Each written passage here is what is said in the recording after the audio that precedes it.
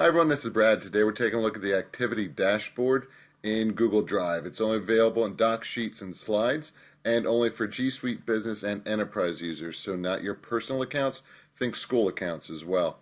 It's kind of like a read receipt, if you will. So I created this doc and then I shared it with my personal account. And then within my personal account, I shared it with my Yahoo. So what you can do is go ahead and select Tools, Activity Dashboard.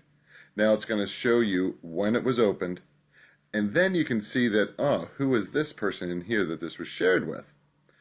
What you can do is, again, you can always go into your privacy settings. There's something to point out here, and you can decide to toggle those off if you like.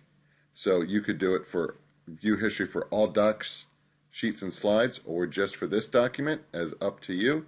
But what you can then do, if this is on, you can go into your sharing settings, go into advanced, and then you, because you're the owner of the doc, can remove that person and save the changes.